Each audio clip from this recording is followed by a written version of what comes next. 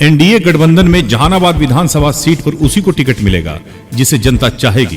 किसी उम्मीदवार को कहीं से खड़ा कर देने से वो चुनाव नहीं जीत सकता। इसके लिए स्ट्रेटजी बनानी पड़ती है। इसी स्ट्रेटजी के तहत इंडिया गठबंधन ने माले को घोंसी से खड़ा किया, जिसके कारण माले ने वो सीट जीत कर दिखाया जो जीत आसान नहीं माना जाता था। ये बातें हम पार्टी के राष्ट्रीय सचिव चुन्नू शर्मा ने रविवार को पासवान और रविदास समाज के सम्मान समारोह को संबोधित करते हुए कही। इन्होंने कहा कि वो जनता के बीच काम करने वाले और जनता के सुख दुख में खड़ा रहने वाले नेता हैं। इन्होंने कहा कि वो जनता के प्रति समर्पण और सेवा का भाव रखते हैं। इन्होंने कहा कि वो बाबा साहब भीमराव अंबेडकर की विचारधारा को मानने वाले व्यक्ति हैं। बाबा साहब ने कहा था कि हक छीनना पड़ता है, मांगने से हक नहीं मिलता है। इन्होंने कहा कि वो जनता का हक मांग रहे हैं। जहानाबाद की जनता यहाँ काम करने वाले नेता को मांग रही है। जनता की आवाज को कोई भी दल या नेता अनसुना नहीं कर सकता। इन्होंने पासवान और रविदास समाज के लोगों से कहा कि वो उनके और उनके बच्चे के विकास के लिए हमेशा प्रयत्नशील रहेंगे, क्योंकि उनके विकास से ही जहानाबाद, बिहार और देश का विकास होगा। चुन्नू शर्मा ने कहा कि जनता और उनके बच्चे का विकास कैसे होगा ये वो बखूबी जानते हैं।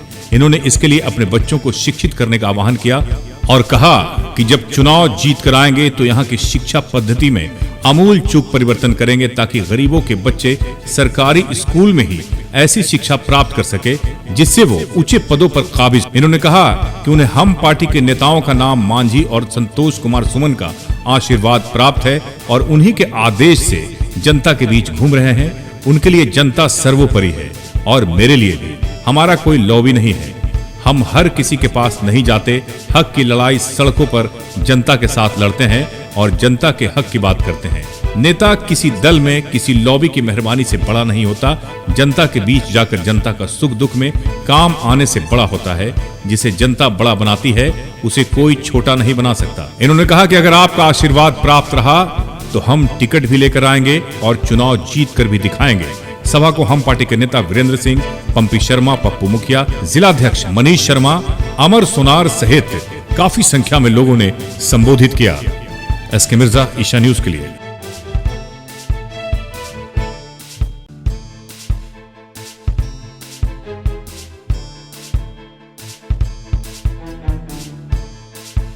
देखिए, आप ये पिछला बार भी जब मेरा कार्यक्रम सम्मान समारोह जब पासी समाज का था और टोला सेवक लोगों का भी हमने किया था, उस समय भी आप लोग आए थे और हमने बताया था कि सम्मान कार्यक्रम का एक सीरीज चलेगा। समाज के सभी वर्गों का हमारे द्वारा, मेरे पार्टी के द्वारा, हमारे जो कार्यकर्ता हैं, जो मेरे चाहने वाले हैं, उनका ये कहना है कि सबसे पहले जहानाबाद के सभी लोगों को सम्मानित करना है और इसी उद्देश्य से ये कार्यक्रम चल रहा है। ये तीसरी बार कार्यक्रम है।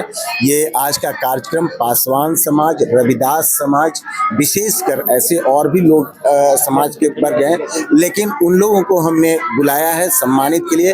अगले कड़ी में आप देखेंगे अति पिछड़ा समाज, फिर हम समाज के हर वर्ग तक पहुंचना, ये हमारा सोचना है, मेरे टीम का मानना है कि सम्मान देकर ही सम्मान पाया जा सकता है और इसीलिए ये कार्यक्रम चल रहा है। और देख सकते हैं कितनी बड़ी संख्या में आज, जबकि रोपण भी है, सावन का महीना है, पवित्र आज धार्मिक सब बाबा धाम की भी तैयारी करते हैं और महिला, माँ, बहन सब कितनी बड़ी संख्या में आए हैं। इसका साफ मैसेज है कि जहानाबाद में हमारे जो खास करके गरीब वर्गों में मेरे प्रति चाह बढ़ी है और वो लोग चाहते हैं कि मैं जहानाबाद में विधायक के रूप में इन लोग का प्रतिनिधित्व करूं। चुनाव के लिए तैयारी तो प्योर चुनाव तो है ही। एकमात्र एजेंडा इस हॉल में बैठे हुए एक एक लोगों का, चाहे वो नेता हो, चाहे जनता हो, युवा हो, महिला हो, सबका उद्देश्य है जहानाबाद विधानसभा में मेरे रूप में विधायक के रूप में देखना चाहते हैं। यही एकमात्र लक्ष्य और उद्देश्य है। देखिए, हम एनडीए का है और कहीं भी किसी भी पार्टी का सीट नहीं होता है।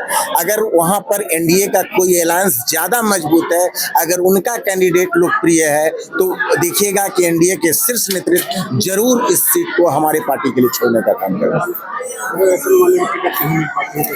देखिए, टिकट हमारा काम जो है लोगों का सेवा करना, लोगों के लिए साथ काम करना, वो हम करेंगे और वो कर रहे हैं। और वो टिकट मिलना न मिलना वो तो आने वाला समय बताएगा कि कौन व्यक्ति है जो जनता के साथ संपर्क में कनेक्टिंग है और उन्हीं को टिकट मिलेगा। दो वर्ष विधायक हैं, इनको किस नजर से आप देखिए, अब विधायक जी उनका कार्यकाल खत्म हो गया, मतलब अब 1-2 महीना में खत्म हो जाएगा और आप लोग से छुपा हुआ है। किसी एक व्यवस्था में वो अपना पीठ नहीं थपथपा सकते हैं कि हमने इस सेक्टर में काम किया है। बिल्कुल लोगों को ठगने का काम किया, लोगों को गुमराह करने का काम किया। युवा एकदम दिशा विहीन है। विकास कार्य की तो बात ही हटा दीजिए। उनको आए दिन ये सुनते सरकार ने ये नहीं किया, फलाना, हर समय अपना दोष दूसरे पे मढ़ देना। विधायक के रूप में कोई एक काम भी वो नहीं गिना सकते हैं। अभी आने वाला दिन में आप देखेंगे, जरा हम पब्लिक के साथ अपना साझेदारी कर ले, उसके बाद उनसे भी निपटो। एक एक मेरा प्रश्न उन पर एक कड़ा हमला होगा और हम समझते हैं एक भी प्रश्न का वो जवाब नहीं दे पाए। आएंगे उनके पास, घबराइए नहीं।